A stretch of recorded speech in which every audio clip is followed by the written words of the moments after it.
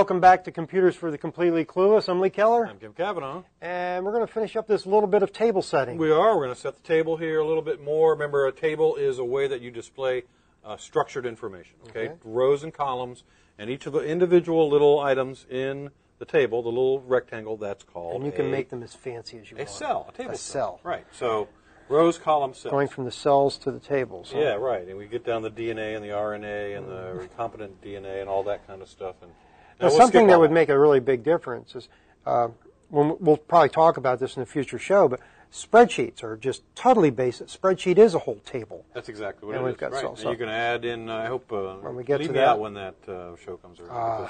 That's spreadsheets frighten me. I love spreadsheets. I don't care for spreadsheets. Okay, so here we are. We're in our table here. It looks pretty good. We got the information that we want. I like how you made that all black with white lettering. lettering. I didn't really do that. I just selected it again. Remember? But that would be a nice idea, wouldn't it? Well, that wouldn't be a bad idea, and I guess we can do that. Let's make this text bold. And I know we're going to lose some of our sizing here. So remember, a lot of times with tables, you're going to do a little back and forth because you make something bigger, blow it up, blow it up, put it back together again. So I can always you could just stretch that out a little over bit. here and stretch that out. So nice. That's all one row. Now it's bold. Maybe I even want to go with a different font. Maybe I'll go.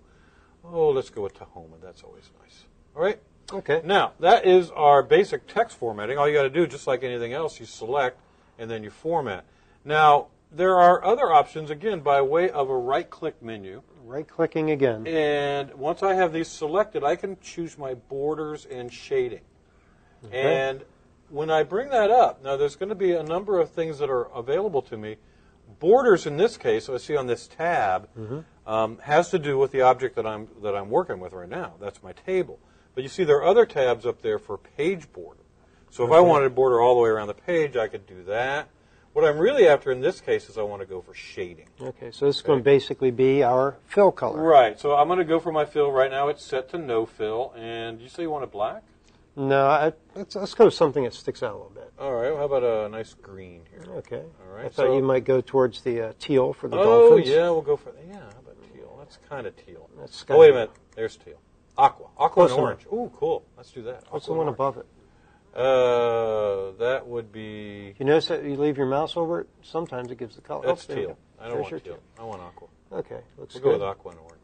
All right, so when I come back, now I have my my formatting for my shading of the item that I had selected. What if we wanted to make the letters white like that? Well, I don't want them white. I want them orange. Orange, okay. So I'm going to go back into my formatting toolbar, click, and I'll choose orange. In this case, I get a pop-up. Okay?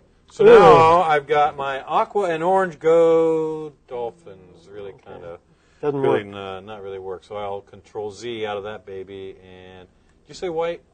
Yeah, the white or light gray maybe. Okay.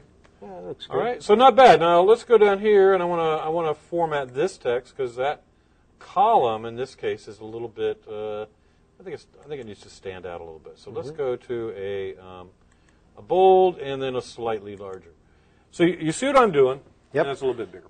Hopefully the cameraman can follow what I'm doing because I have a tendency to just start doing. You go fast. All right. So what we just kind of review here real quickly. When you want to format the font in a table, it's just like any other format. Select the text. You select the text, and you can change it using the formatting or the standard toolbar.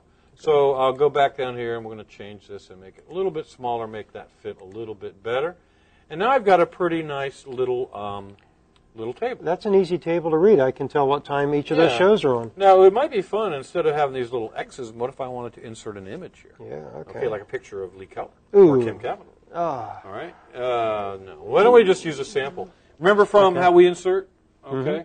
Let's try, how about we insert a picture, but maybe we can find some clip art.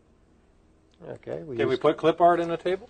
I would say yes. I bet if we could. So since we're all about computers, let's just go ahead and drag that clip art right into the table. Now, the clip art forced the cell to be very big. Way too big. Remember, our cell formatting is set to automatic. So you're grabbing that handle up there. I'm going to grab the handle, hold down my Shift key, so I'm guaranteed that it stays in the right proportion. So you're going to use a picture instead of the letter. Right. And I don't want to have to do that all over again. So instead of dragging my my little picture from the clip art gallery, I'll just come here, select the picture, and then I'll Control C, Copy it. copy, and actually this time I'm going to replace the X. So I'm going to highlight it and press Control V. Oh, so if you highlight something and then paste, it actually So now replaces the old one. pasting these in, and now I'm getting to the point where I have a pretty decent little table here, and Much that fancier table. should give me a nice structured information. And remember, we just started with plain text, and we end up with this. All right. So that's sort of our look at tables, and we're going to be kind of transitioning away, really, from word processing. And before we leave the word processing topic, though, we got a great letter this week. Yeah. If people have any other questions about word processing, send them to us. We're looking for. What's that address again, Lee? www.palmbreezecafe.com/questions, and make sure you check the box for Computers for the Completely Clueless. Right.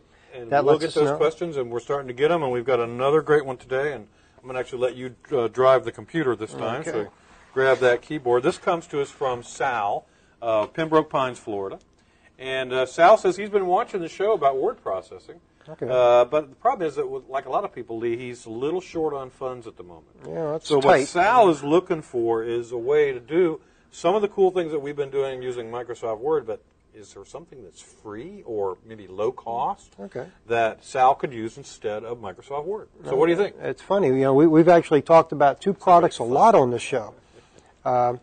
OpenOffice, which Okay. is a great free one, works on multiple platforms. You can use it on the Mac Okay. or the PC. And then there's another one that we really like that's only on the Mac platform, and that's NeoOffice. Right. It really kind of comes So from if the you're using that, same yeah. sort of people. I mean, actually, OpenOffice is from a big internet company called Java.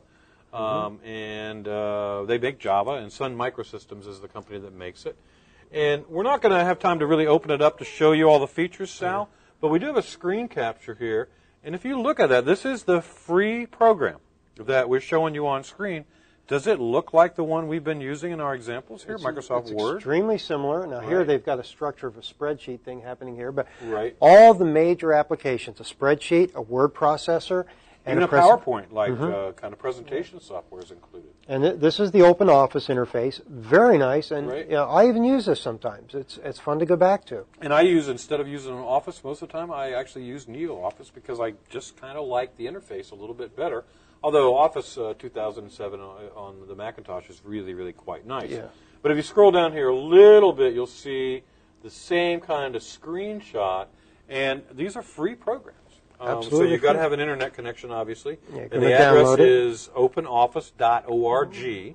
And that's the location, Sal, where you can get this free program. Yeah. And you can start doing some of the things that we've been doing with our word processing. And Remember, the other one, don't forget the other one, NeoOffice.org. NeoOffice.org is also.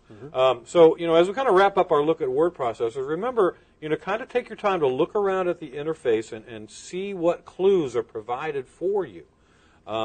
Make sure you have your toolbars turned on, the ones that you want, and those Yeah. are changed in the View menu. All right? Look at those things, and don't forget the main thing of all, Lee, save often. Always Yes, save save as you regularly. go. That's important. And then when we come back next week, we're going to start talking about internet stuff. Okay. All right. A lot of Well, people I are look using forward the to it. internet, and I've heard that. they're going to want to hear that. Cool. All right. Okay. Well, let's come back next week. We'll start talking about web browsers and other cool things here on Computers for the Completely Clueless. See you next week.